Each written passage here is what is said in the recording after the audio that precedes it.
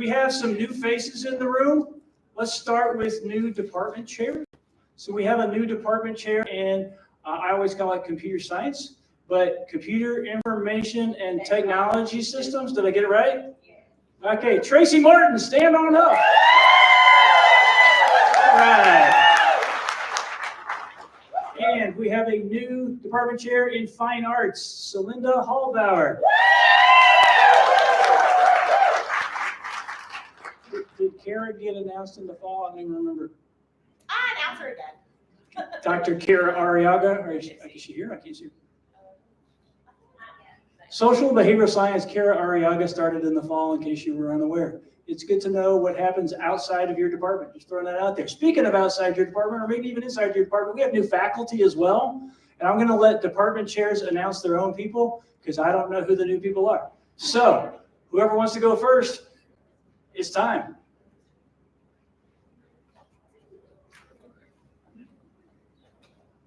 I don't know if it's on here.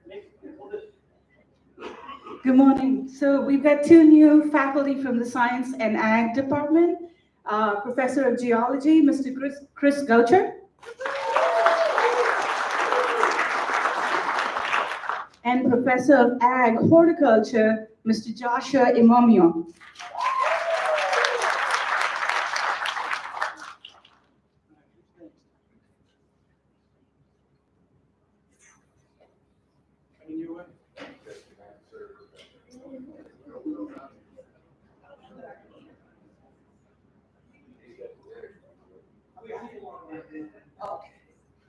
So we have our new faculty member, Jeffrey Thompson, with Computer Information Technology and Systems.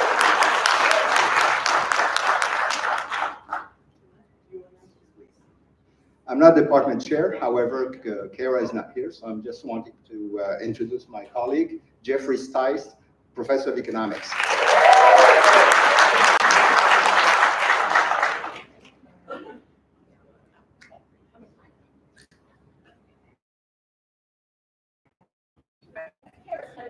I don't know if that microphone's hot. Social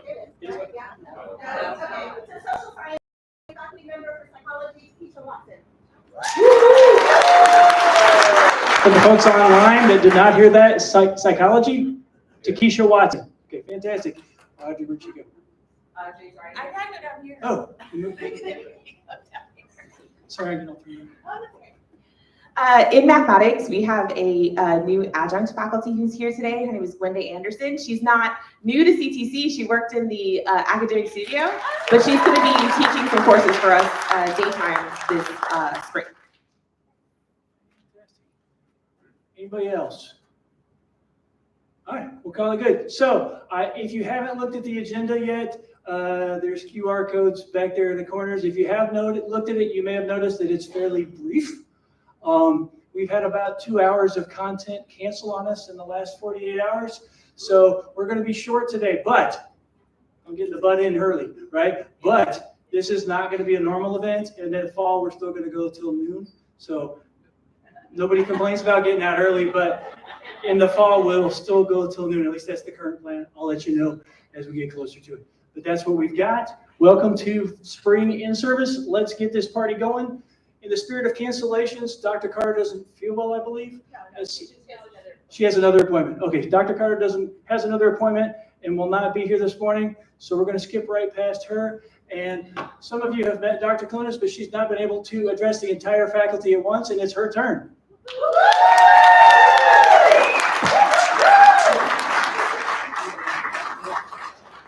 Good morning, everyone.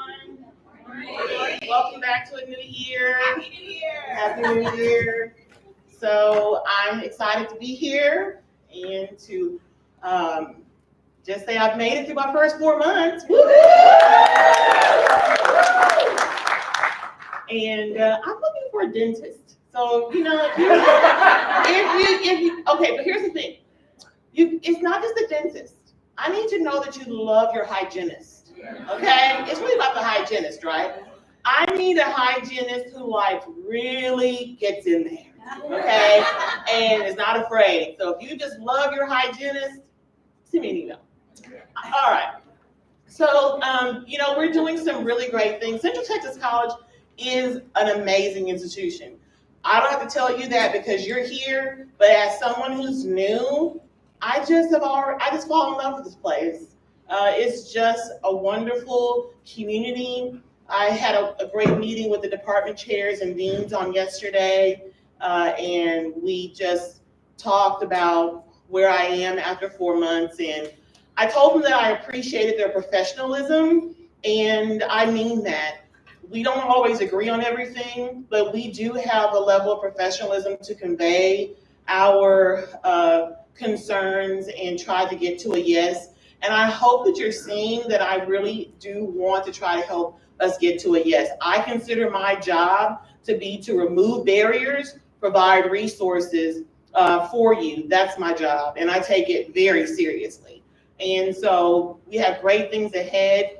I will say that if you want to know my focus areas for the year, coming for the rest of this academic year, and I would say probably for the next 2 years, honestly, is going to be really talking about driving innovation, operational excellence as a unit, and then teaching excellence. And so we'll continue to flesh those out with you in our fall in-service when we get back together in the fall. But I just want you to continue to do the great things that you're doing for our students.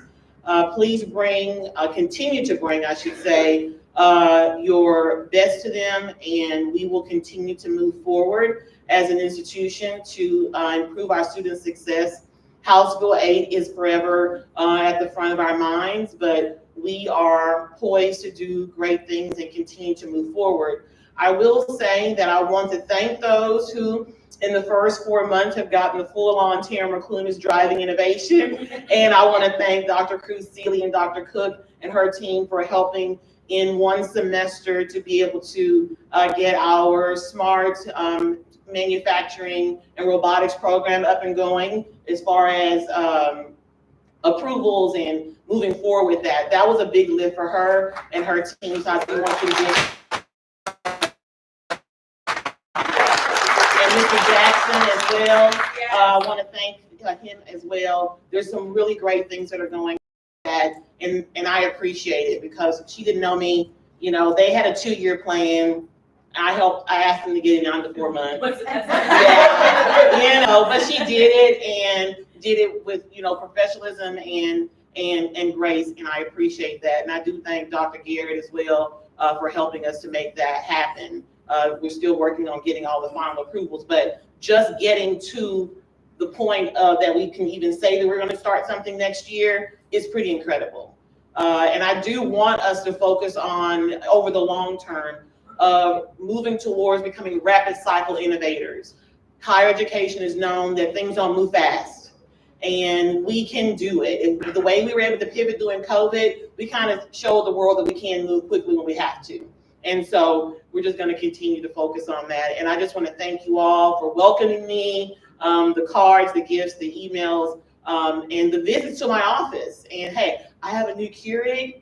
You need to come and check it out. Come and get an extra strong cup of Texas pecan coffee. And I have creamer, powdered and liquid. So you come on by and, grab a cup of coffee, and I'm love to have you. I've got 6 chairs around my conference table. I want you to know that I'm here. And if you don't have my cell phone number, it's in my email signature. You can contact me. Yeah. It's okay. Can I get our Faculty Senate President to stand? Yay! Are any of our other senators in the room? Any of our other senators and officers in the room? Please stand. Give them a huge hand. I appreciate your service. Looking forward to engaging with Faculty Senate, and know that I mean it when I say that the administration and faculty do not have to have an adversarial relationship. That's not how I roll. I'm looking forward to partnering, and I really believe in shared governance and faculty voice. So we will be working together on that. And so here's the thing: when we're coming and trying to get your feedback about something, I'm going to go to the Faculty Senate. And so when they're asking you for your opinion, You need to make sure you're voting and giving them the feedback, because if they only hear from 10 of you and 90% of you, 10% of you and 90% of you didn't want it, they're only gonna go with the people who they hear from. And so then when we implement something and you're unhappy, that is a thing that I've seen where I've come from, is that the faculty senate reaches out and we have a low participation rate. We move forward because we think we have the full voice of the faculty, and then faculty are upset. That's not gonna happen here, right?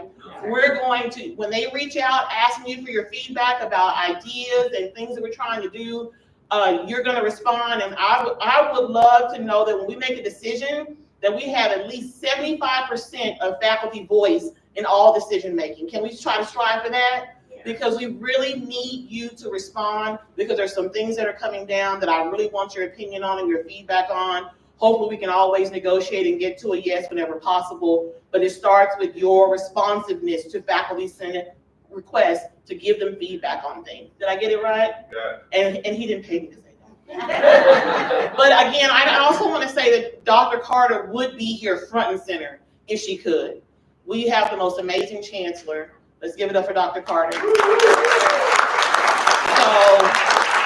So, just know that she works hard, untiringly for us, and I know she wanted to be here, and just know that she's not here missing this because she wants to. She has other obligations in her role. But have a wonderful, wonderful in-service. Looking forward to engaging with you. Like I said, don't hesitate to come by my office. Reach out to me. I'm happy to talk. I want to get to know you all. And I'm here, and I truly am a faculty advocate, and I'm looking forward to working with you. Thank you.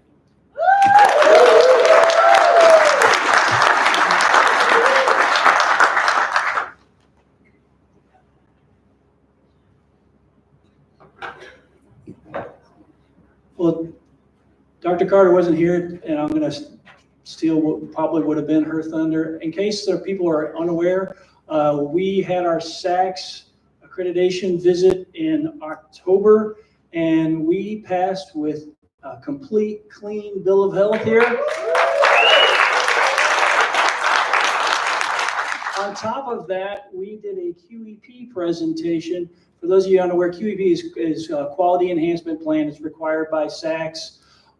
So a program that is supposed to help improve the institution for our students. So we've already talked about it some back in the fall. We did a presentation for the SACS site visit committee, and they were so excited. They passed that with no recommendations as well, which is unheard of.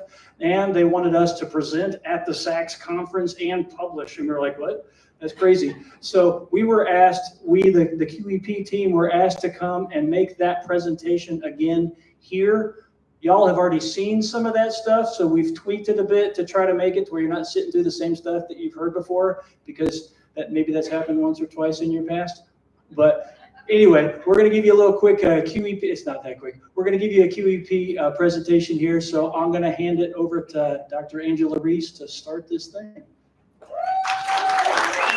Good morning, everyone, and welcome to Spring 25. We are so excited to be here today, and as you prepare to begin your journey next week with our students, we bring to you today yet another wonderful opportunity to enhance our student success and persistence. So as Associate Dean Lyles said, you have heard this before, so we are bringing to you today just a quick overview of where we've been and why, because I know there's a lot of new faces in the room, and it's important to understand why we do the things that we do. And through this journey, I have learned a lot more about why we do the things we do. And even though I've been here for 16 years now, it's definitely opened my eyes to many things. So Dr. Clunas asked that we bring you this update again to help enhance your student success and persistence. So let's back up just a few years. And maybe 3 or 4 years ago, Dr. Garrett started visiting all of our in-services, as well as faculty meetings and anywhere she could to let us know that it's coming. The reaccreditation process has began, and you need to be a part of it. We are all a part of the QEP. So those of you who don't know, that is Quality Enhancement Plan. It is something that SACS COC requires us to do as a part of this reaccreditation. And our focus is to increase, again, student success and persistence. Everybody had the opportunity to be a part of this. Dr. Garrett asked for us to begin thinking several years ago about what it was we wanted to focus on and why. How could we help our students further, other than just in the classroom? What could we do outside of it to ensure their success and to keep them coming back? Because whether you realize it or not, a lot of our students don't persist from one semester to the next. And as Dr. Clunas just mentioned, House Bill 8 is here to stay. So in order for us to get paid, we have to make sure that we deliver those certificates and those degrees. And this QEP will help us to achieve that. About 2 years ago, the QEP team was created and we started working and haven't looked back. We continue to move forward and we've conducted a great deal of research to get to where we are today. So if you've never been a part of the QEP team, we're coming for you in the next few years. Those of you who have written a dissertation, it's much like that, just so you know. You do research, you talk to students. We found that our students really want someone to turn to, someone to help them. We know that they will come to us sometimes. We also know that they won't other times when they're just really not even sure what to ask, who to go to, or why. As part of this process, each of you and really CTC employees across the world had the opportunity to let us know what they wanted to see on this plan. So through Newslink, we surveyed everyone and got a great deal of great ideas that really all surrounded success coaches. So what the team did was we pulled the elements from each of those proposals and then researched some more.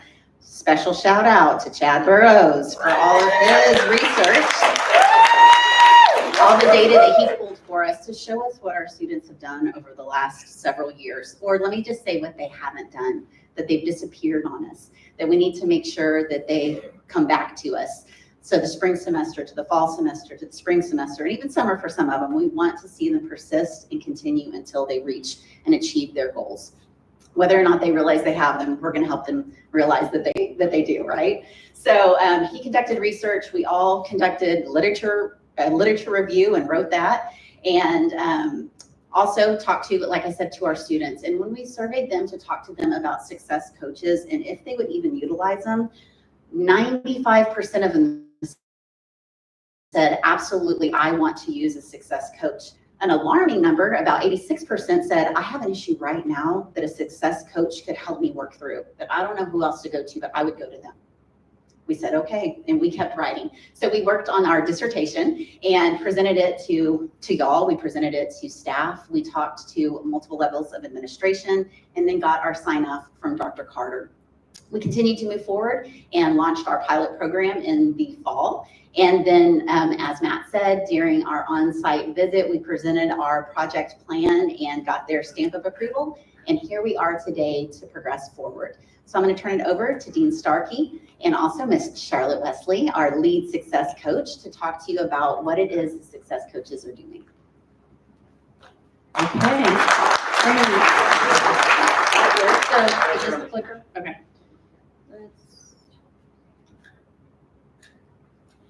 All right, but before I go into that, some of you probably have received an email, unbeknownst to you guys, you're part of the QEP advisory group. Haha, welcome.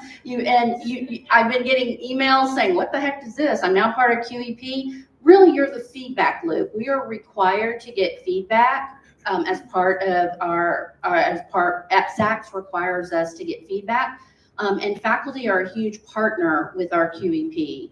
We have multiple partners. We identify the faculty, we identify the advisors, and we also identify resources that across campus that support that program. And so we have to hear feedback from you. So if you've been asked to come to that meeting, you don't have to do anything. I don't want anybody to stress out. You don't have more to do. You need to come and hear what the information that we're going to give to you about our program outcomes, about our key performance indicators and how we're doing. I want you to come and hear perspectives that Charlotte's going to share with you about what's going on in the program and give us feedback. How can we improve it? I'm going to talk to you about how the program is designed at this point in time. 5 years from now, when we go through our 5-year and we have to present our QEP and what happened to the site team that comes and visits with us, I don't look for the program to look like this anymore because of the feedback that we get from you, because of what students tell us. It's going to grow and morph and change, and we want it to do that. So I just wanted to give that. If you've received that email, please don't freak out. Just come with your ideas. We would appreciate it. But let me start with what a success coach is. And the idea is a success coach is not an academic advisor. It does not replace the faculty. It does not do that. But what a success coach is really designed to do is to help students manage their student experience.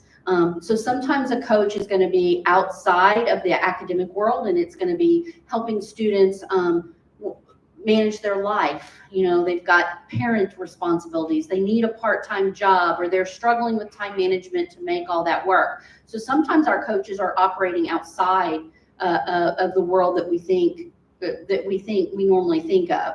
But other times our coaches are doing things like when a student is struggling with time management or how to prepare for a test. They're working them through that. They're also helping them manage the various processes that they have to understand. I think most of you will understand our students get lost in our processes because they are designed with us in mind. We know how those processes work and we talk about those processes, but the students don't understand that. And so the coaches become the liaison between that. They also are huge in making referrals back to the resources, ensuring the students are following up. They're also supporting you and what you do in the classroom because you're critical. Your relationship with students is critical, and we want to enhance that. But we also know that sometimes these kinds of issues get in the way of your relationship and your ability to teach and what you need to do in the classroom, and you need somebody to support you, and that's what the coach is there for. So that's the coach. So what did I do with my clicker? All right. So there are 5 parts of our program, and these are what the 5 parts are. The kickoff and the welcome, semester activities, meetings with success coach, communication, and Blackboard. I'm going to briefly go through 4 of them, and then Matt's going to come up and talk about the Blackboard piece. And again, this is the piece that we've designed right now. We anticipate making changes in this across the 5 years, so I want you to be aware of that.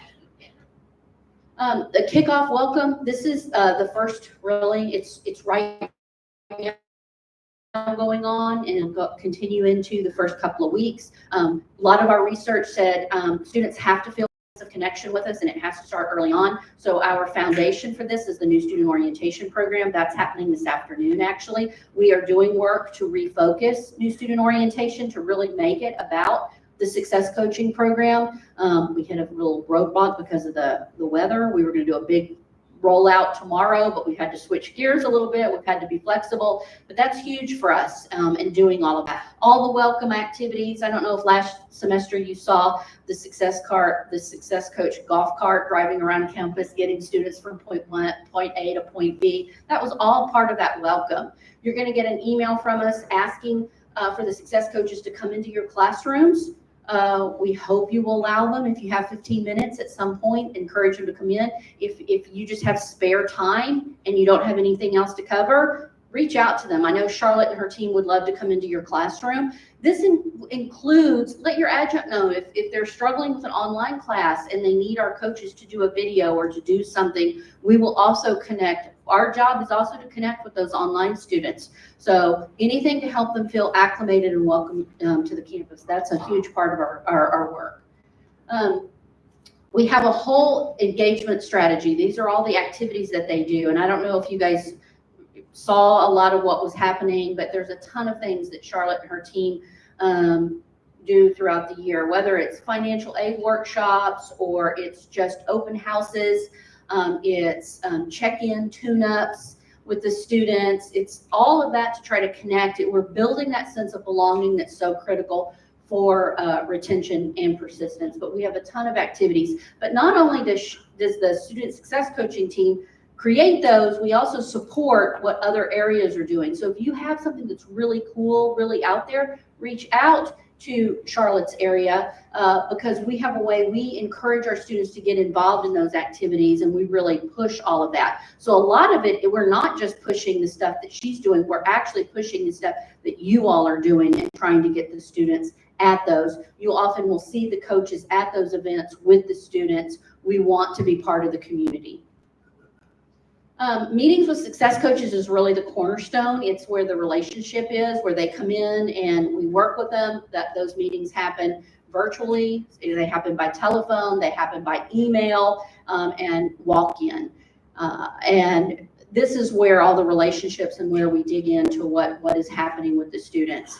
The students do complete an intake form, so they tell us what is going on with them, but that intake form is not the only thing that we're going to do with the student. We don't just address whatever the student is telling us. We're not, that's reactionary. We are proactive in what we do in those meetings. So we actually have a checklist that we're going to go through. How are your other classes going? If this is the class that you're struggling in, how are other classes going? They're going to look at things like retention alerts. You're going to hear a little bit about some of the work that we're doing on retention alerts, because we want to see how are you doing, and we want an audit. We want the student to come back and tell us what's going on with all of that.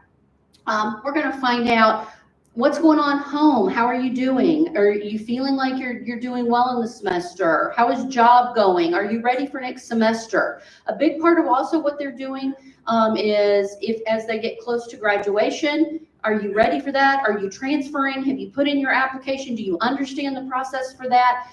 If you're going into the workforce, do you understand what you need to do? Have you gotten your resume? Is it ready? So we have a whole checklist to be proactive in these meetings. So it's not just what the student is bringing us. When we have an opportunity, we're going to drive that meeting. We're going to drive that conversation and to begin developing that relationship. And then the final piece I'm going to talk about before I turn it over to Matt is the communication plan. This is very aggressive. We have a semesterly plan in place that's very detailed about what happens at every point in the semester to keep the student on track. When we were doing our research in terms of a success coaching program, a lot of the schools that we talked about said, sometimes you're going to have students that never come in and meet with a coach, that never do anything. But you know what? They appreciate the fact that all throughout the semester, they got 1 or 2 or 3 emails from their success coach, that they got that regular text message. And it kept them on track. And so later the students would say, you know I never met you, but thank you for sending that, because I totally forgot about doing X, Y, or Z. So we know communication is critical. And so we have a whole detailed plan, and it's based on the semester, and we will alter that plan based on the feedback that we get from you at the advisory committee, but also as Charlotte looks at her intake forms, as she looks at the notes that the success coaches take after each meeting and all of that, we adjust all of that. She already has some knowledge about what's been going on over the course of the semester, or where she has to pick things up and where she has to change things. So it's a very aggressive communication plan with the students, and it's regardless of what's going on outside of all the other areas. So it's a cool program, but I want to leave the last piece to talk about the Blackboard piece and how we're using that in the program. I'm going to let Matt talk to you guys about that.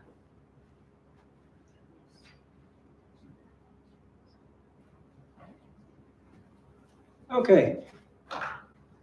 The idea of success coaches is not a new phenomenon, although it's a fantastic way to support our students. One of the ways that we've tried to innovate it and make it more effective to reach a broader audience is to incorporate Blackboard. To my knowledge, it's the only non-academic unit that actually uses Blackboard to communicate with students. And that's literally what we use it for. Each success coach has their own Blackboard course. It's a course shell like y'all see for each one of your sections, but each of their sections, if you will, has all of the students assigned to them. So it's a lot of students in a single course. It's a communication tool. And you all are well versed in Blackboard, so I don't have to tell you what it does. But now they, as success coaches, are able to leverage those tools to communicate with their students in a variety of ways. Another thing that it does is that it allows us to reach all of our students. Not all of our students come to campus, to come to Central Campus, come to a Continental site, or to wherever. Some students are online in all various parts of the entire world, and we can support them wherever they are. So some of the things that the Success Coach Group, Charlotte's group has done is they've created a lot of resources for students to come in.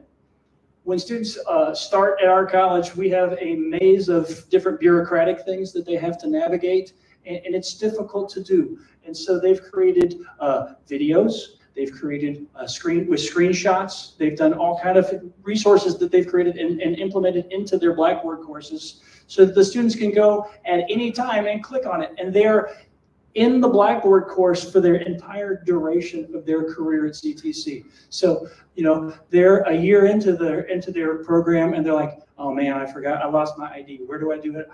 Something with an ID. And they can go back and look in their Blackboard course and they can message their coach right there, just like you can message an instructor. We can not only have events in person, but we can then live stream them. We can also record them and put the recording in Blackboard available for the students. So there's all kinds of ways to reach every student, whether they work during the day, whether they're dealing with transportation issues, whatever it is, this allows them to be able to reach all students regardless of their circumstances or irregardless. So those are the same, by the way. So this is what the course looked like in August.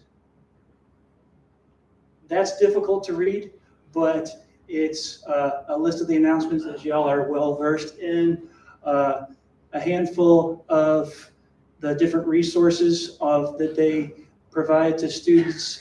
That's all very small and difficult to read, but you all know what Blackboard looks like, and I already talked about the things that they do.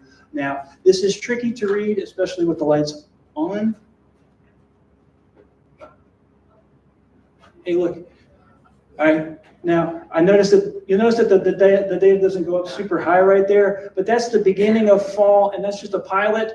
You'll see there's a bump right there at the very beginning of the semester. That's students at the beginning of the semester saying, I need to get in my Blackboard course and figure out what in the heck I'm doing. So that's them. You're always going to get a big bump at the beginning of the semester as they're trying to get started. Once they're started, they typically use the Blackboard course a little bit less unless they're specifically reaching out to their coach, or if they want to go back and look at the resources. But the bulk of what they're doing, trying to navigate, happens at the beginning. So the bump will be higher this semester, but it's the same exact idea. We're going to get this usage bump mostly at the beginning, but the resource exists for their entire career, like I said. So I think that's the end of my slides. Yeah. I'll turn this back over to Charlotte. This is Charlotte Wesley. Hi. Good morning. Okay, I am Charlotte. I'm looking for my team here. I do see, yay, Paul's here. So I want to introduce my team again. So we have a new success coach. Please welcome Paul Esper.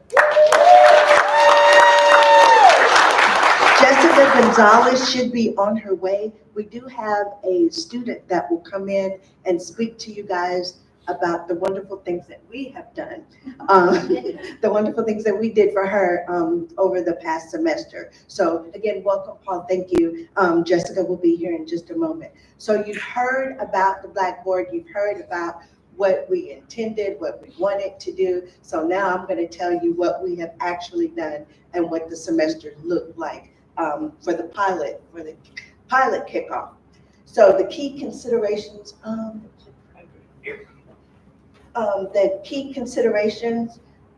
how students are assigned to the coaches. I want to let you know how the students are assigned. So they are assigned by their last name. So we have, right now we have 2 coaches. Jessica will take over for the CTE programs, and we are hiring another coach. So that just lets you know how important this program is and that the students are coming in.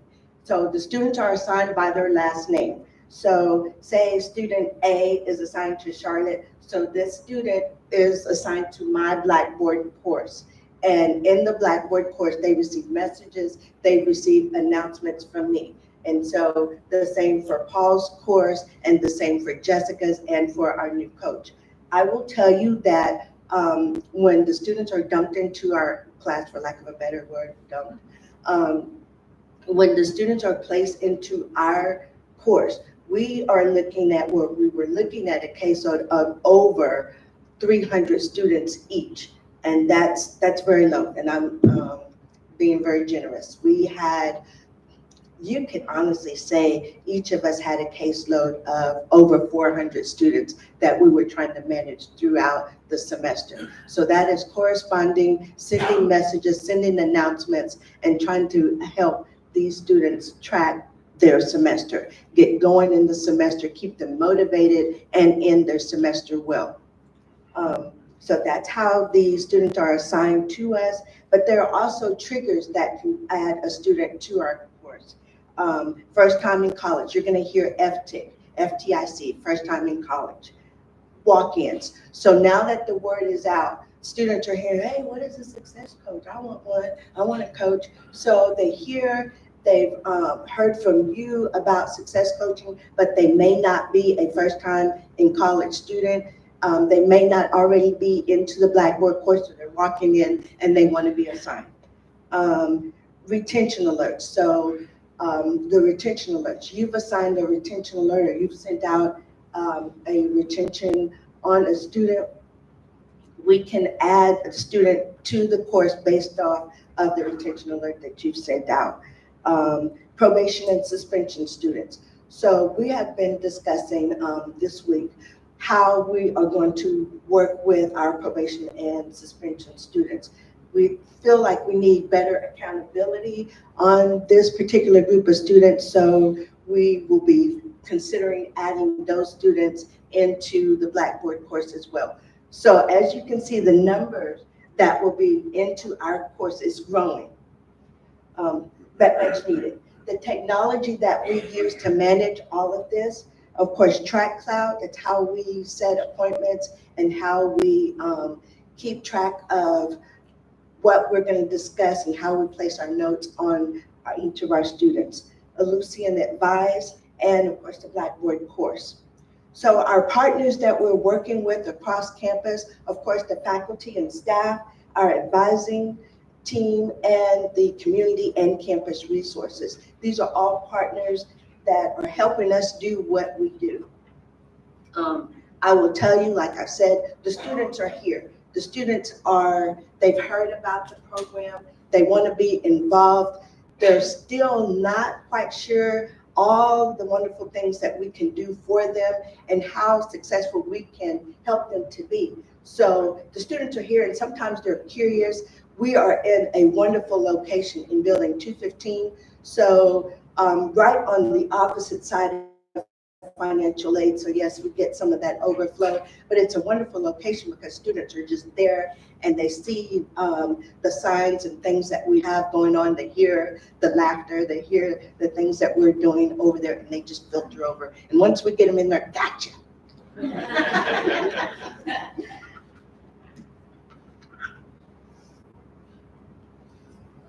Okay, so our key roles, you've heard about the differences between the success coaches, the faculty, and the academic advisors. Success coaches, we're connecting and supporting our students.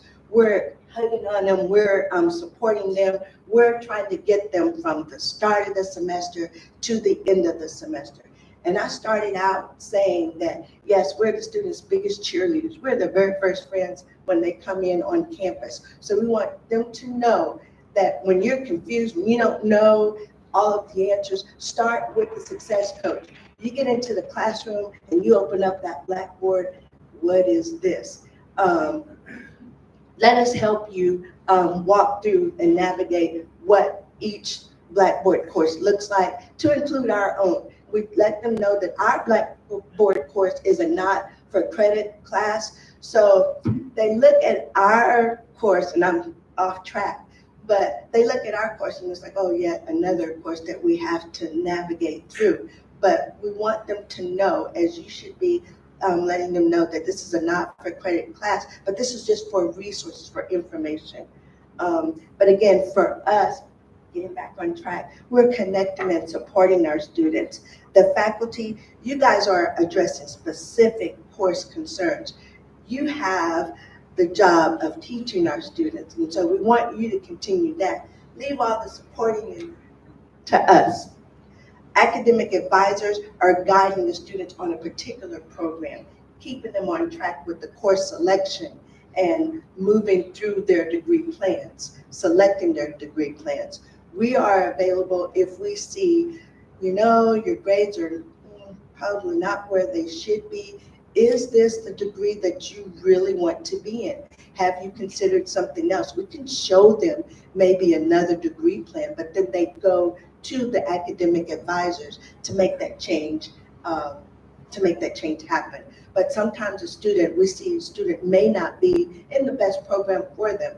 They know absolutely nothing about science, or about anything pertaining to nursing, but yet they are a potential nursing student. Okay, so maybe not. So maybe we can channel, maybe we can talk about some other things. That is what success coaches do.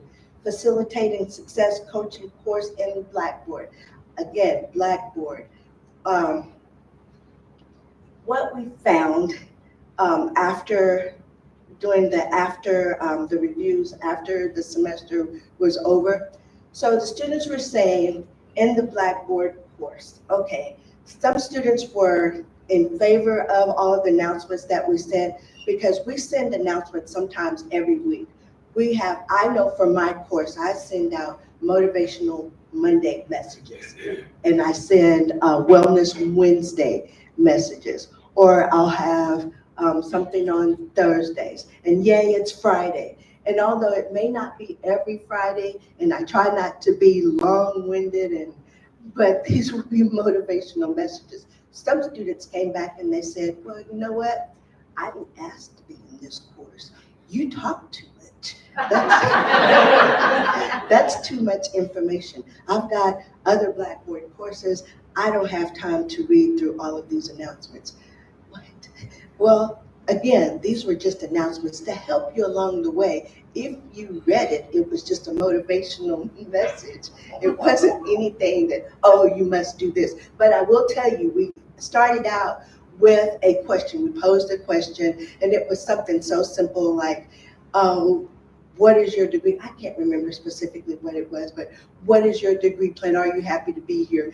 Just, yes, my degree plan is, and yes, I'm happy to be here. But this semester we will change our messages, our message system to alleviate the mini announcements. I think what we will do, we will stick to the announcements in the Blackboard, but if there are specific messages for students, we will go to text messaging and emails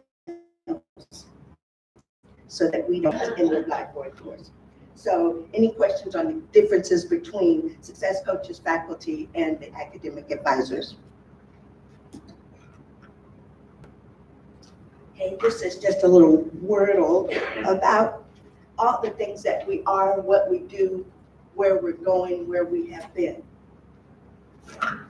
Again, those wraparound services, the resources that are available. So true story, yesterday I had a student that was in my office, and Julia's correct. Sometimes we don't just talk about academic issues about just their classes. Sometimes there are reasons why students are not doing well, why they don't want to be here.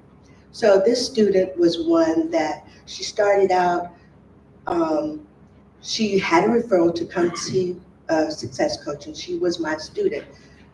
But she didn't have the confidence to come all the way into the office to have a conversation. So she was just kind of wandering around. But then she saw me around campus. And in the beginning, remember I said we want to be where the students are. So this student saw me around campus at various events. So she finally got the courage to come into the office, all the way into the office. And her first conversation, her very first visit, she told me her name, and she says, I think you're my coach. And I looked at her and I said, yes, I am.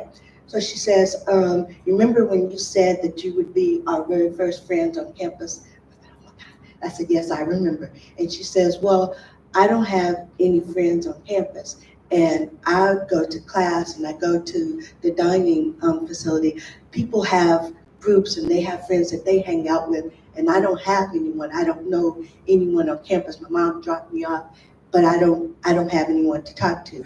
I said, okay, well, not a problem. I like to eat, so let's go eat lunch. So now I had this new friend, so once a week we were going to eat. So that was the very first connection that she had.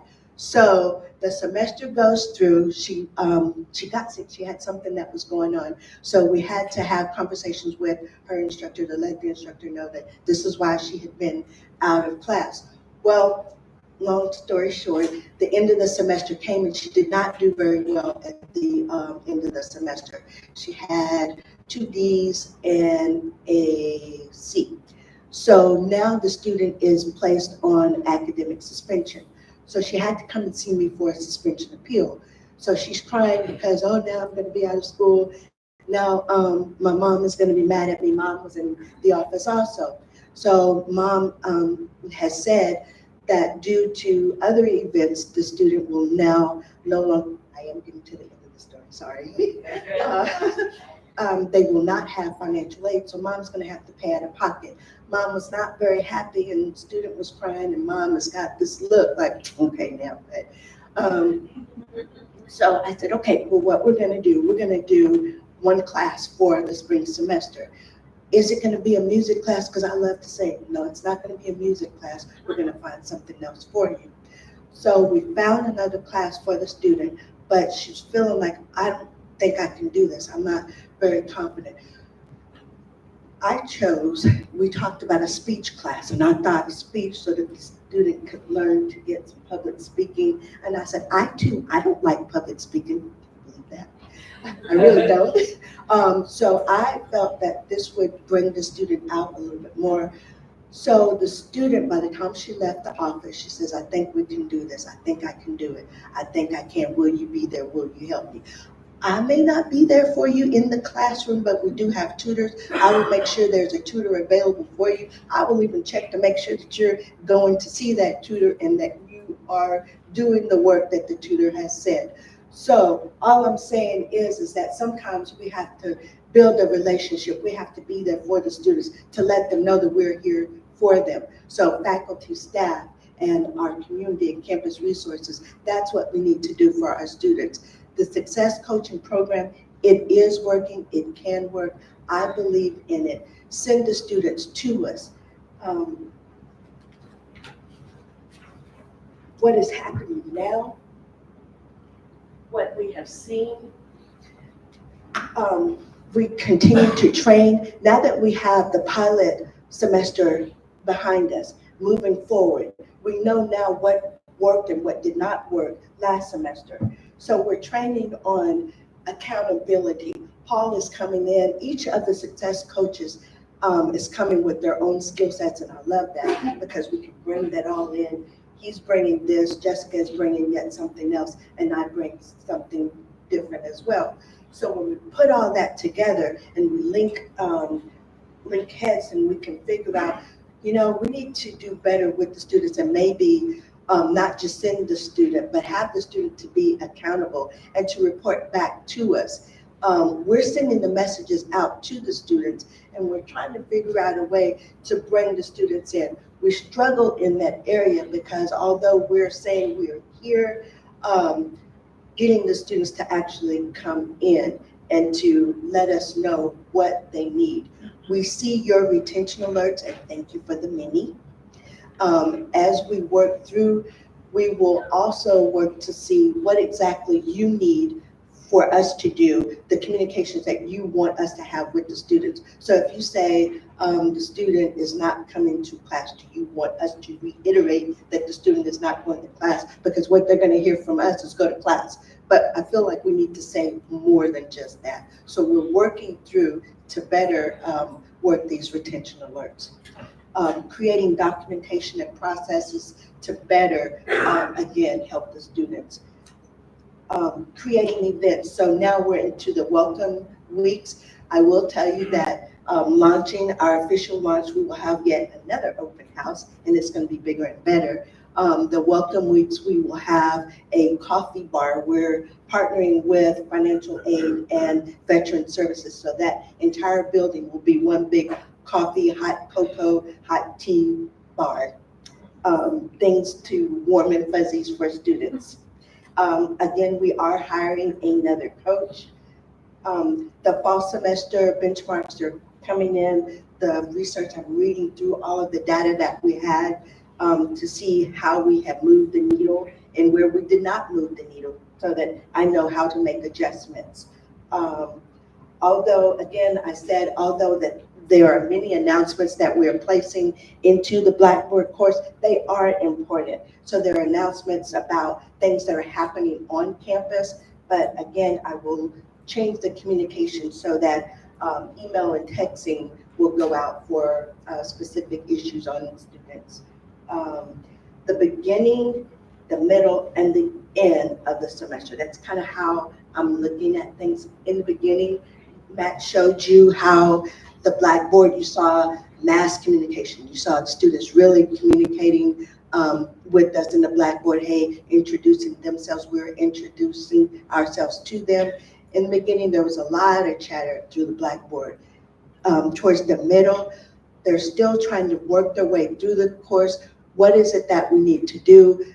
Learning their course syllabus, still reading through the course syllabus to know what is expected of the student from you, the faculty. But towards the end, we saw the students taper off unless they were not doing well in class. And then it was, okay, do I go to a success coach? Where do I go? Do I go to tutoring? Are the success coaches also tutors? Kind of where to go. So things started to taper off, we saw at the end, but we're gonna work to try to keep things consistent and keep a flow going with the communication with our students. We definitely want to emphasize, as well as we want you to help us let the students know that they're not alone. And again, I keep saying that we're here to wrap our arms around these students so that they can be successful, so that we can show them how to be successful. Belonging, connection, and relationship. All that equals persistence. So when we add all this together, we are persistent about each and every step. The belonging, we're persistent about showing the students that they belong. We're persistent about connecting with the students. Again, we're going to be where the students are. If you're hosting events, if you have events in your area and you want us to be there to show face, just let us know. Send me an email and we'll be there. We'll be there in your classrooms. Don't worry about there's just the 4 of us and we don't have time to come to you. We'll make the time to get to you, to your classrooms. Relationships, we're about establishing relationships. As we're establishing relationships with you, I want to continue to partner with you, the faculty, to make our students better. Thank you, Charlotte. In case you didn't realize, Charlotte truly is one of the biggest cheerleaders here at CTC for our students. She's being very professional, but she has a heart of gold, and she wants to make sure that every one of our students is successful, as well as her team. So we're going to close out today, of course, with questions. But before we do, Dr. Crucili and I are going to give a few examples of how they have helped us. I'm going first. So first, I want to say really quickly, where are my FAST people at? Does anybody remember FAST? Yeah. Faculty? Okay. Some of y'all are new. Some new people over here. New people over here don't know what FAST is. So back in the day, where are my English people at? Woo woo. Okay, my English professors? Okay, so let me tell you a story. Were you here for FAST? Okay, let me tell you.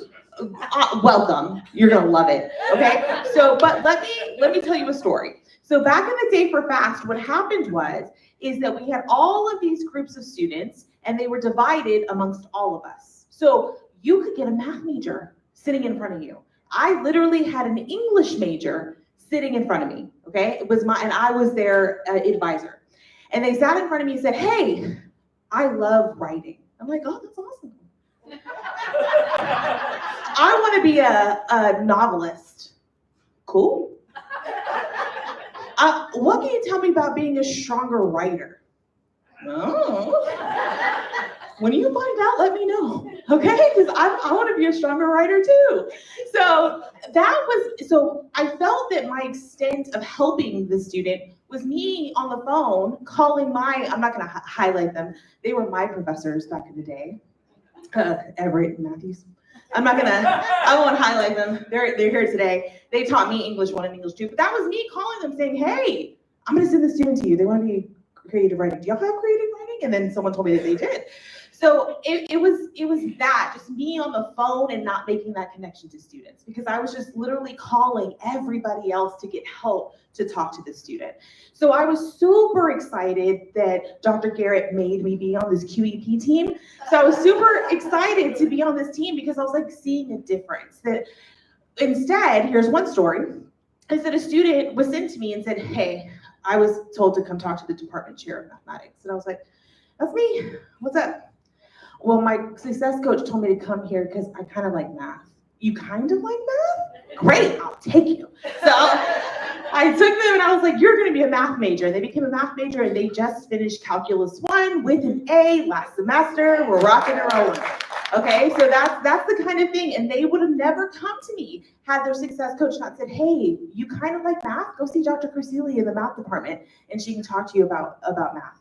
Another student comes in to me, I want to be an engineer. Awesome, what kind? I don't know. Okay, what else can you tell me? I hate math. Well, maybe engineering's not for you. Let's go back to your success coach.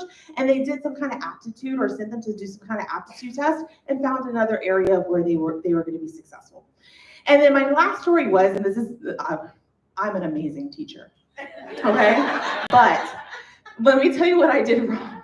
So I was teaching pre-cal, and at the end of the pre-calculus for the final exam, I was telling all of my students, you can go back and look at the textbook and you can work through the odd problems, look at the back of the book, see if you got it right. We have a review online, you can go do the review. Hey, you can come to my review session, you can do that. So then I get a phone call from one of the advisors, student success coaches, one of the student success coaches saying, hey, your student is overwhelmed. You gave them 17 things to do to study for the final exam. Now me, I think I'm over here trying to cater to different types of learners. That's what I'm thinking I'm doing. I'm doing an amazing job, right? Catering to different types of learners, saying, hey, if you're a textbook reader, go read the textbook, work through the problems in the back. If you're not a textbook reader, come to my live session. If you wanna watch videos, go watch these videos. But this student left thinking what?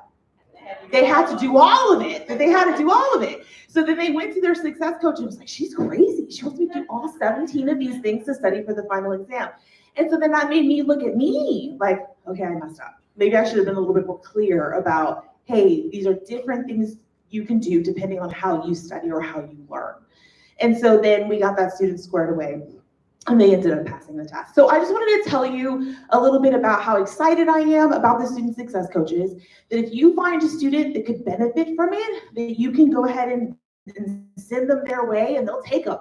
They won't turn anybody away. We do start with the first time in college students, but if you really feel that you're seeing a student that is not connecting, they could really use those outside resources or anything like that, you can send them that way. Okay, that's all I got. My example is not as entertaining, so sorry. But I just wanted to share with you one that was more heartfelt for me. I mean, yours were heartfelt too. But we had a student that had been kind of passed around from person to person and not dropped on anybody, but trying to figure out really what the student really was searching for. And nobody could figure it out. And I was one of the ones that got the phone call. And when the phone call came to me, I had been, given a heads up. And when I talked to the student was really all over the place, was on one of our degree programs in the business department. And everything I would ask, the student would jump into another direction. And come to find out, the student really didn't want to be on the degree plan that they were on. So I said, how about let's do this? Let me get you in touch with your success coach. And so I contacted Charlotte immediately. And sometimes, so I contact her a lot. I send her a lot of people, and immediately she always replies. Sometimes with got it, we're moving on, or sometimes she asks me, hey, can you clarify a few things? I really want to make sure that we're addressing the issue that the student has. And in this one, we just didn't know. So one of her success coaches, it was Jessica, that helped this student, got the student to come in, and the student hadn't been in before, and was able to work with the student and figure out the degree program that they truly wanted to be on, and also answer a few other questions and resolve a few issues that the student was having. But the part that I really loved on top of all of that was that I received a follow-up letting me know what had happened with that student and the direction and the path and the next steps moving forward, how they were going to help the student be successful. So absolutely amazing job. I just want to give another shout out to our student success coaches.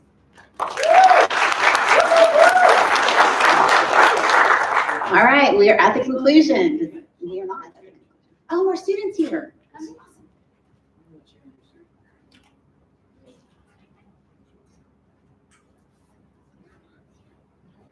We got a student to bring testimony about how the program has affected her.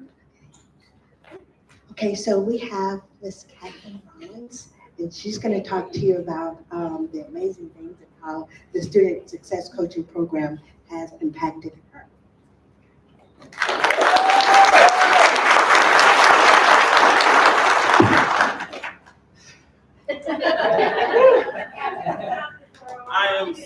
I am so blessed to have the success coaches because they actually, Charlotte and Jessica actually came to my teacher, Miss Queen class, and I was so like, on my first time being a student, and I was just like, where do I start?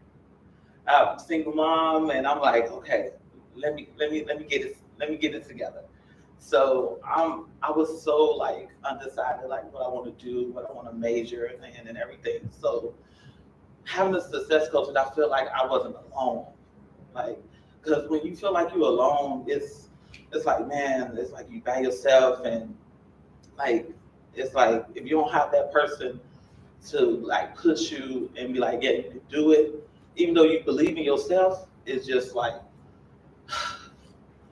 But at the same time, it's, for me, it's a powerful beyond measure thing. And yeah, sorry.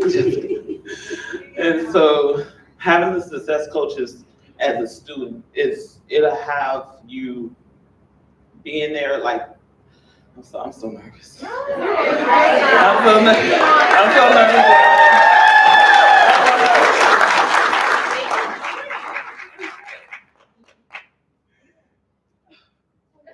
I'm getting a little emotional because it's like, I felt like when I first got to CTC that I couldn't do it because I had so much going on in my home life. My son had leukemia and stuff, so it's like them being there for me and then them coming in to my classroom is like, dang, I can do this, you know, I got this. And so I am so grateful. I am so grateful because I wouldn't be standing here if it wasn't for them. I'm sorry, y'all. And I really want to thank you, Miss Queen, for having my back and pushing me because the time I didn't believe I could do it. Thank you.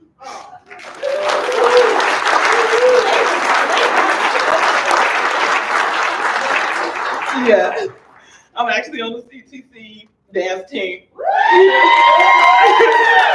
And I play women's football also.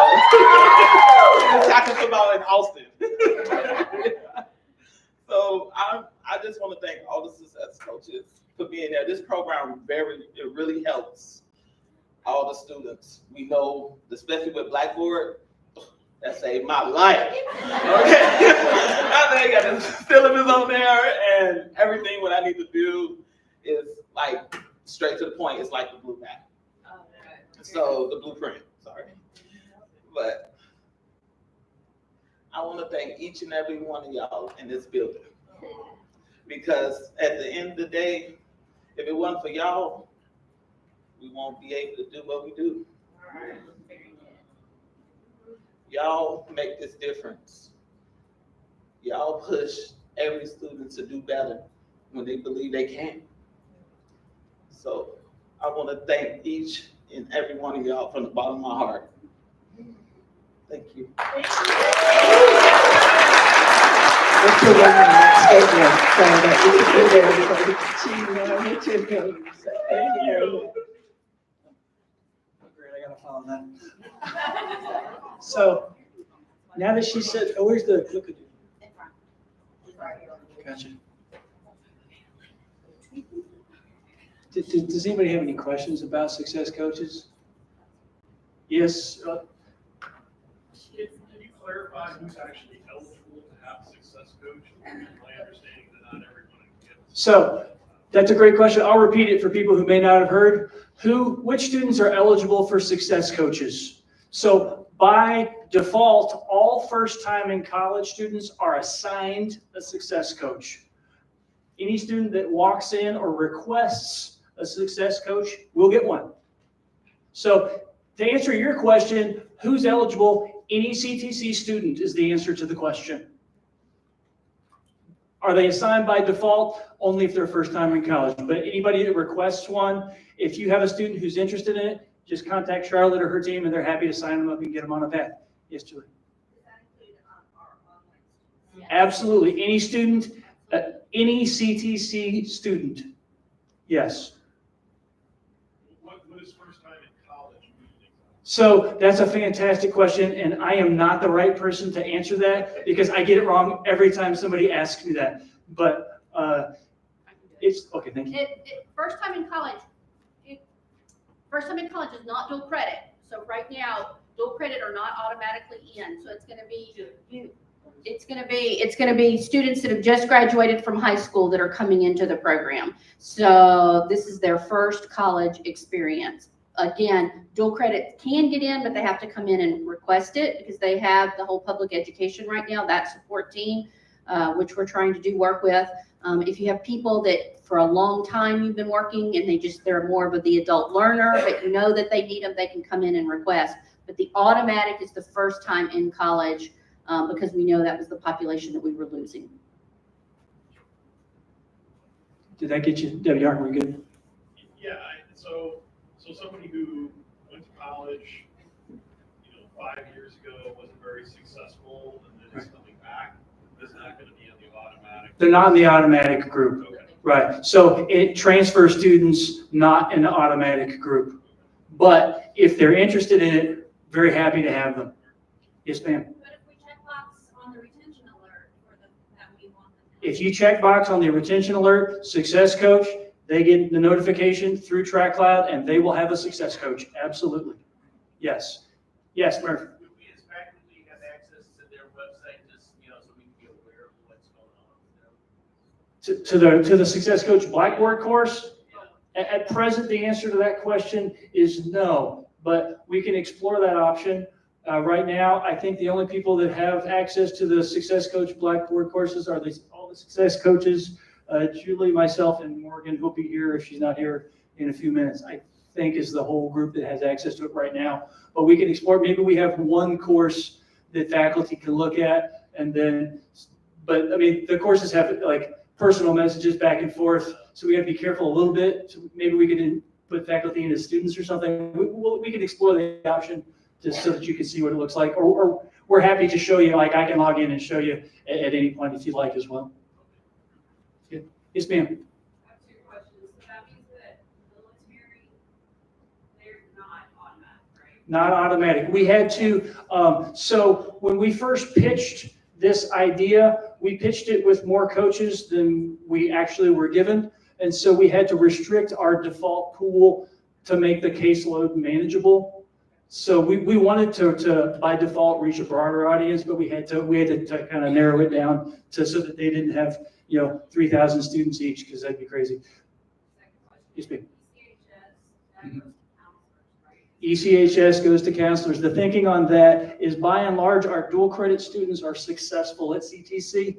They are completing at a much higher rate than the rest of our student body, and that they have high school counselors that they can go to. So what we have done is that we have created a dual credit success coach course.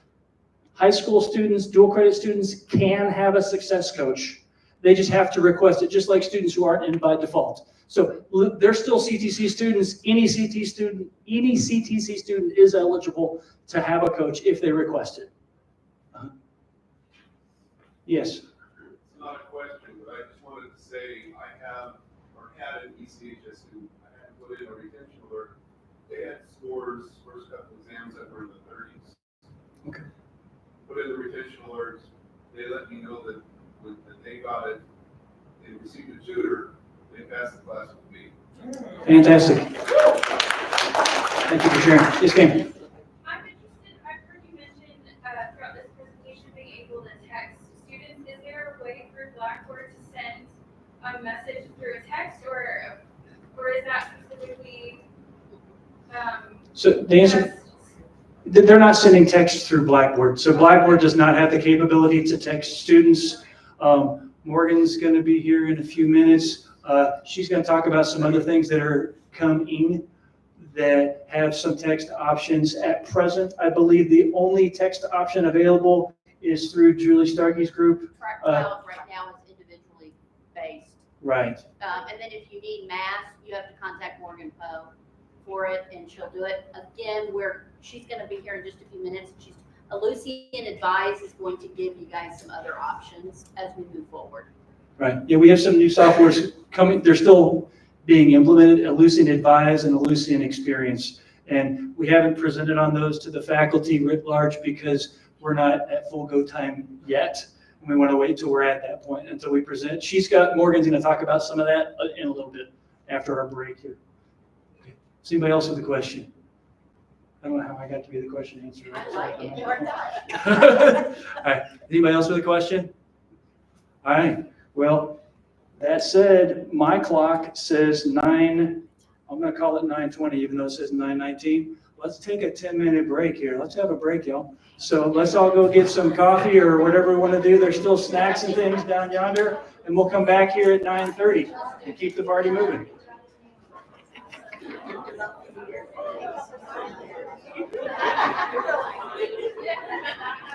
And then I look at you. I know. I saw it.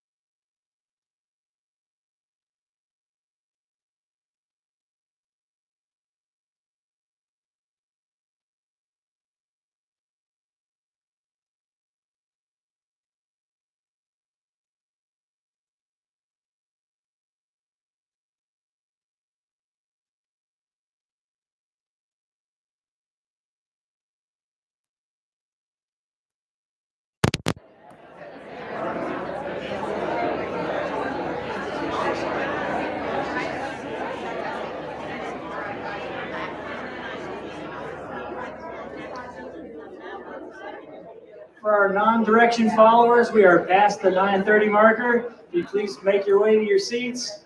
For those in the hall, please come back. Can you hear me now? That's pretty loud, huh? Hello, hello.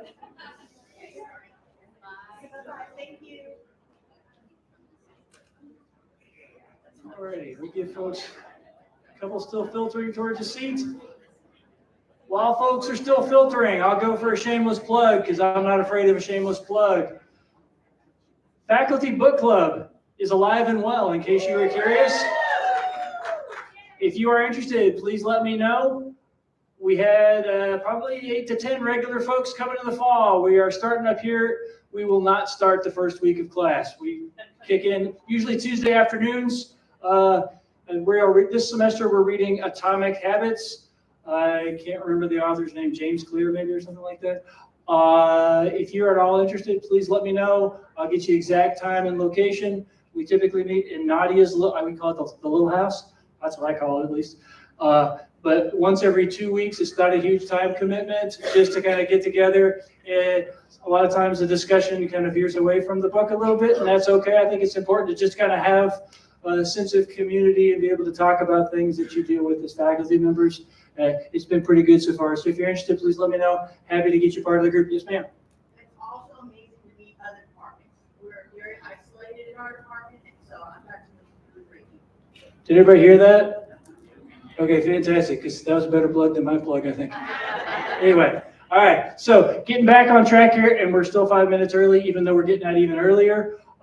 Next up, we have Morgan Poe. She's from Student Success and Persistence.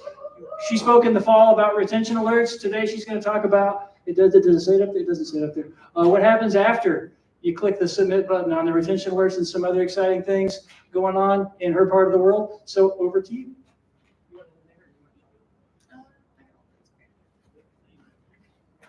All right, good morning, everyone. As Matt said, my name is Morgan Poe. I am the coordinator for outreach and retention over in the academic studio, which is building 220, and I am upstairs. So I'm here to talk today about the academic studio, our services, retention alerts, what we've changed, some new services. So first things first, retention alerts. Retention alerts are going to be staying in TrackCloud as they have been. They work the same way, but we've added a couple things that are really nice. We have added comments in 2 different ways.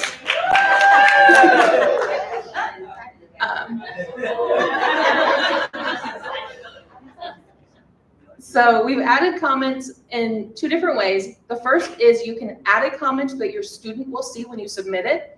And then a second way is that there's a comment section for you to keep track of notes for yourself and to submit notes to the staff that is reading those alerts and monitoring what is happening with them. So that is predominantly, I'm assuming, going to be used by the student success coaches. So when you check referred student to coach, maybe put in there why you're sending them to the coach so the coach knows what to talk about. That's an example. Or if you're sending them to the math lab, let's say we want to know why they're being sent to the math lab. Hey, they need help with this assignment, this concept. These are features we've added. They're not mandatory to add the comments, but it'll make everybody's life really nice and really easy. After we hit the submit button on the retention alert, the emails are sent. We have 2 different emails now. Originally, you guys were receiving the emails that went to a student as a copy. Now you're receiving a different email that includes the notes you send to staff. So the student will not see the staff email because they're going to be staff comments. But they will get the email that has their comments, and yours will have both comment sections added to them. So the day of, a student gets an email, and you get an email, and then the student gets a text message letting them know that they have a retention alert if they have text messaging enabled. The following Wednesday, a follow-up reminder is sent saying, hey, you have a retention alert. Please take a look at it. Please do what it says. And then I do believe it is Monday. I apologize if it is not Monday, but every Monday, a department who is on those received retention alert sections where you're referring students to the different tutoring centers, they receive a list of who has received a retention alert for their center so they can go through and contact those students individually and let them know they're welcome to come in. Here's our hours. Here's what you need. Here's what we can offer for you. And then it is dependent on each center themselves responding to the student. I handle the academic studio's responses, the math lab handles theirs, Prowl handles theirs. Now for what is new. Yes. Who would that go to? Does that go directly to, like, for Math Express when it goes to Democracy, or? So I can check on what center goes to what email for sure. If you send me an email, I can tell you where it goes and who it needs to be going to. So we have a new system. It is called CRM Advise. And what CRM Advise does is it's going to be an interface for data management essentially and allow you to do a lot of really cool things. It is not replacing Kali, it is not replacing Track Club. Both of those are staying, but it is replacing TargetX if you were here when TargetX was live and running. CRM Advise will allow us to do dashboards for different interfaces and things. We can see student success scores again. We can see reports that we've generated, and you can view general student information through there. For right now, I have defaulted to department chairs and office assistants as getting access, but everyone is more than welcome to have it if they want to use it. I just have defaulted to those because that's a standard set list of people. If anybody else wants to be added, just have your department chair contact me and we'll make a running list of people and add them into the system and get you trained on it. So within Advise, there is a partner program that we are using called Experience. It is called the MyCTC portal. This MyCTC portal also has alerts attached to it. These alerts are not retention alerts. Retention alerts are staying in Track Club. Those ones are required and mandatory and very, very important. Please do those. These are second and separate. These are alerts for you as staff members, not as a faculty, professor, advisor. The retention alerts are to help a student understand their struggles and make sure they come in and see what's going on. The staff alerts cover things that are like, we know the student is missing their books. Let's send them a referral to meet with Bia Tinsai in the academic studio and see if we can get them their books. Let's see if there is something of concern that we need to send them to a student success coach for. These are the kind of alerts that will happen through the MyCTC portal. Retention alerts are different. I'm going to keep emphasizing that because they're both called alerts and it can get confusing. I will be taking the retention alerts that you guys do through Track Club and importing them into Advise so that system has our data. So everybody who has an Advise account can see all the retention alerts that have been submitted for a single student. You can do it in Track Club, but now we're also going to do it in a second system. And these retention alerts will feed into things like a student success score. And the success scores are, at quick glance, a red, green, or yellow color on a student's record. Academic and engagement sectors. Each of those has their own scores that feed into a student's overall score. And retention alerts are part of that. We have determined that if a student has one retention alert, they get so many points deducted. 2 or 1, they get so many points deducted. For 3, they get so many. And then 4 or more, there's different amounts of points deducted based on how many retention alerts they have. And that is just one of the ways that Advise is going to be pulling information for those student success scores. Every student starts at 100 for those success scores. If they do not meet certain criteria, like they have a retention alert, that's a criteria, so we're pulling points from that. Or they do not have a Pell Grant. That is something that harms a student's ability to stay here, we have determined. So we want to know if they don't have one, it affects their score. That pulls from the engagement or the financial sector. Let's say a student is on a transient degree plan and they are general studies, they do not have a specific plan picked. That typically, we have seen, harms a student's ability to stay here because they don't know what they want to do. They take a break and then they'll come back. So we have determined that a student's score will be deducted on points for that. There's a lot of things that go into this. But I just want you to understand that we know that there's things that help and harm a student, and we want to make sure we know of them. So at quick glance, we have determined that a student success score is going to be on their Advise page, so we can see how well a student is going to do easily. It is not a guarantee. Everybody's different, but we want to know generally how well we think they're going to do compared to everybody. Now, this is where I get, yes, question. Can you clarify something real quick for us on that last slide? Yes. So we were told that retention alerts automatically add them to the student success coach trackers or drops them into Blackboard. So this makes it sound like we need to submit a retention alert and a staff alert for them to go to No. the success coach? There's two separate ways they can be added into the student success coaching class now. It is going to be retention alerts. And now there's a second way. So let's say you want to make sure this student goes in, but they don't need a retention alert because they're not doing bad. Maybe they're just having struggles and they want to go into the coaching course. That's a separate way to do it now. That was a very good question. Thank you. So now I get to get on my soapbox and talk about the academic studio. I want everyone in this room to know what the studio is when they leave. Hopefully most people know what it is, but it is one of the tutoring centers on campus. It is the one that I run. So we are located in building 220 on the second floor upstairs. The entire floor is our floor. We are open Monday through Thursday from 9 to 5 and Fridays 9 to 1. We offer study groups, tutoring in person and online, computers for students to use. We offer printing for free, 10 pages a day. We offer quiet study spaces. There's tutors on demand at all times. We have tutors for math, science, English, history, economics, so much. We're still missing accounting. If you have an accounting student that would come to us, please. But we do have quite a few subjects. If you don't know if a student is going to be helped with your subject, have them give us a call. Maybe we don't have a tutor that does accounting, but they don't need help with accounting principles. They need to know how to do this math, and we have a math tutor who can help them. For our students, we do offer non-local students services. So it's not just students who can come to our building and come see us in person. Again, we offer online tutoring. Online tutoring is done through Blackboard Collaborate links that we have. So it's audio, video, chat. However the student wants to meet with us, we meet them there. The online tutoring is done during our open hours. So we don't get outside hours of tutoring. It's still Monday through Thursday, 9 to 5 and Friday, 9 to 1. But it's online and it's a little easier for students. Students who work full-time, we've had come to us and say, hey, I'm working during these hours. I can't be here to come to tutoring.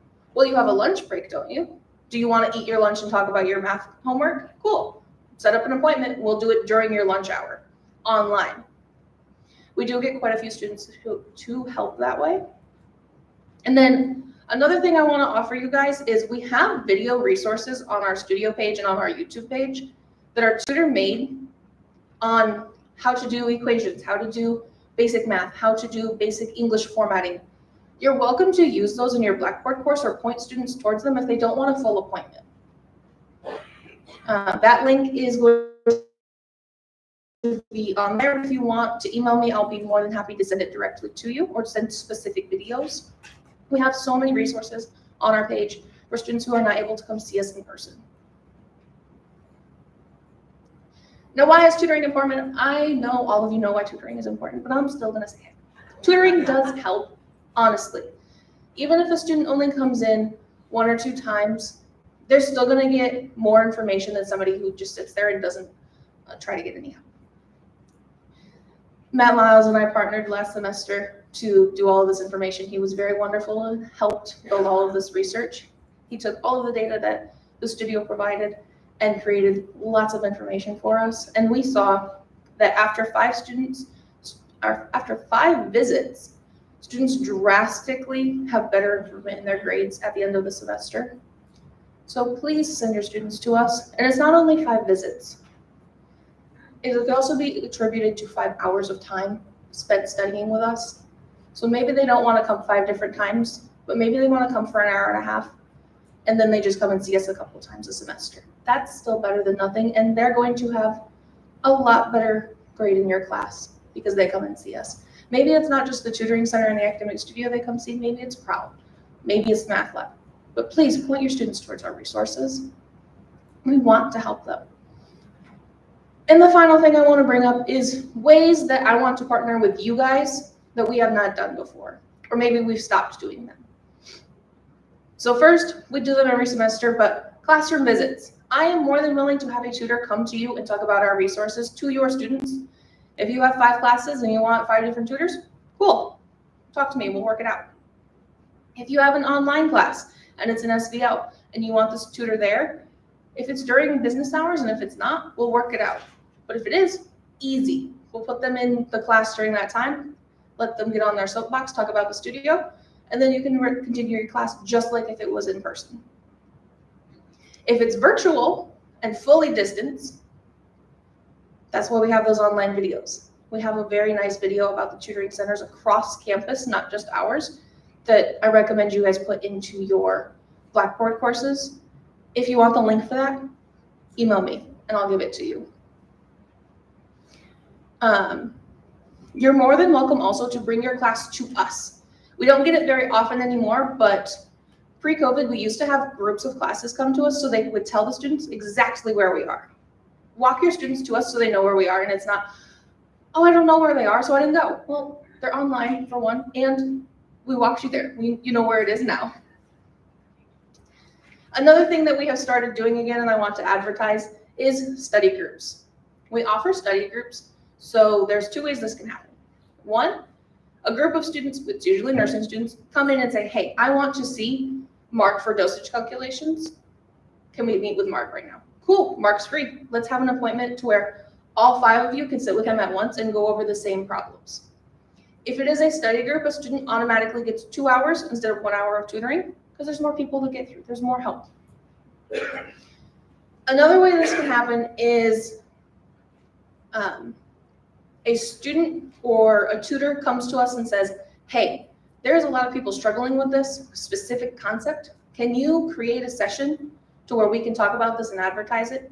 One example of that is we had students come to us and our math tutor and say, hey, I don't know how to use my calculator. I know I should know how to use it, but it's a fancy one and I don't know what I'm doing. And there's not time in class for my professor to pause and say, this is how you add on this sometimes. This is how we get these sessions. We had a virtual session with Mark, our math tutor, to go over how to use the TI-84 calculator because not everybody was comfortable coming to their professor. I know, you guys are great, but students sometimes see it as scary because you're across the desk. But the tutors are students most of the time. All of our tutors are in classes or have been in classes very recently, so they know what it's like. So sometimes they come to us and say, hey, let me learn how to do my calculator, please. Great, wonderful. Let's have a session on that. I see this as a problem, so let's advertise it and make it virtual for everybody. If you're in your class and realize, hey, there's a whole group of students across classes that are having problems with this, come to us and we'll make a study group session. We'll make a virtual session. We'll do whatever needs to be done for these students. Or maybe we come to you and we come to your classroom and say, at this time, this is what's going to happen. The tutor's going to come in, and maybe we just need somebody to explain it in a different way, but I don't know how to do that. We want to help you do that. So that leads into the targeted tutoring sessions. That's kind of what I was explaining there. You come to us or we come to you and say, hey, is there things that your students are struggling with? Maybe there's something you need to explain differently and you just don't know how. I'm guilty of that. I talk to people all the time and I'm like, well, this is how you do it. Well, what do you mean you don't know? Well, they don't understand the way I'm explaining it, but I just don't know how to explain it any other way. That is why our tutors are here. They're more than willing to explain things. Another way I want to offer is you're more than welcome to come into the studio and do your office hours in the studio. Not everyone may have an office. Not everyone may want to be in their office all the time. Sometimes those offices are tucked away in the corner and students don't know how to find you. The studio is front and center. It allows students to come see you easier. It allows students to come see us. It's a win-win. And the other thing is, I've talked about it a lot, we have a lot of resources that you're able to put into your Blackboard course. If you want to talk about them, please email me, please call me, and we'll go through all the resources and figure out what you can use in your course. Any questions? Yes. Are tutors available for all courses or are they only for certain disciplines? So it is whatever our tutors are able. The question was, is it for all classes or certain disciplines? The answer is yes and no. We have tutors who tutor specific subjects, but if it is something like we have several math tutors. Not everybody can do above college algebra as a math tutor, but we have tutors who'll do up to Calc 3 and all the extra fancy math. And it depends on what the subject is that the student is wanting help in. We're also more than willing to look at an assignment and go, hey, I don't tutor geology, but I know this is the math portion, so I'm gonna help you with the math. Or I may not tutor in art history, but I am really good at paper reviews and you just need a paper review. So it depends on the concept a student needs help with. We list specific subjects on our websites and our track cloud for tutoring reasons, for like easy, quick, oh, I need help with science, cool, science. But if the student comes to us and says, hey, it's not really art history I need help with, but I need a paper review, we still help them. Any other questions? Yes. Is there going to be training for CRM Advise for the office assistants? Yes, so training for CRM Advise will happen probably here soon, actually. I need to meet with department chairs to figure out when we can do that. But anyone who is put into the system, office chairs, department chairs, I think I said that wrong, but anybody who's put into the system will get training on it. We just need to sit down and figure out when. Yes. Up to what level of math do you have tutors for? I do not remember exactly how high our highest level math tutor goes, but it appears to be everything. I know he's tutored students in linear algebra, he's tutored students in high level calculus. I'm pretty sure he does all of it. I'm getting nods from one of our other ex-math tutors. Yes, he does all of it. Any other questions? No? Perfect, okay. If you do think of anything later, because I do this too, I'm sitting here and think you're great, yeah. Then I get home and I don't realize what I remember and I didn't think to ask that. Please take a picture of my contact information and I will be more than willing to meet with you later. Thank you. Yes, question, sorry. So, are one of the, okay, sorry, right? I feel like one of the things that my students struggle with is they just don't know how to study.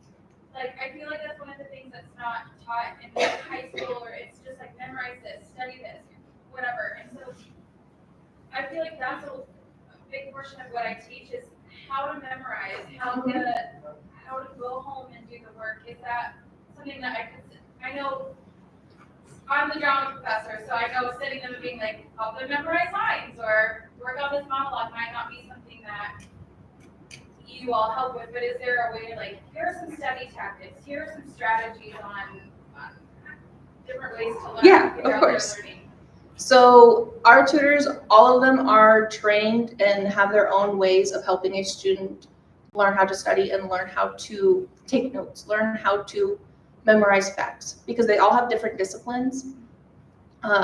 So they come with their own information. So all of our tutors, yes, end of line, can help a student learn how to study, help a student learn how to take notes, help a student learn how to sit there and memorize lines.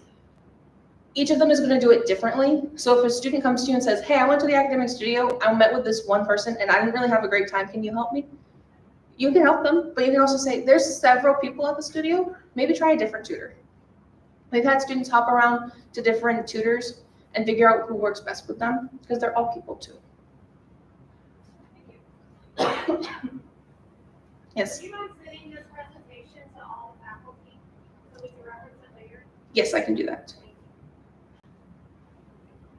When you do that, can you throw the links in there for like where the staff alert is and where like just the login link for the other one? Yeah, anything that has a link associated, I will throw in a link with it.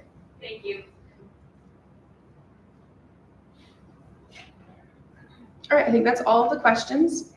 If you have anything later, please email me and I will be sending you this PowerPoint with all of the links associated when I send the track cloud instructions for the start of the semester.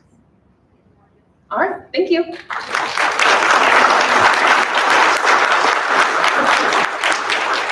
And if you have successful students that you think might make good tutors, she's always looking for more tutors. Just send them her way.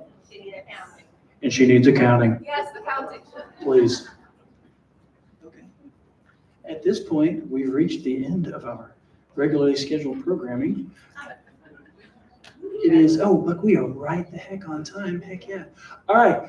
I gotta figure out how to turn this off, and we are done for that. So, I'm gonna do that. I'm just trying to figure out how to turn the projector off. There we go. So, they're not leaving. We're leaving. Yes. So,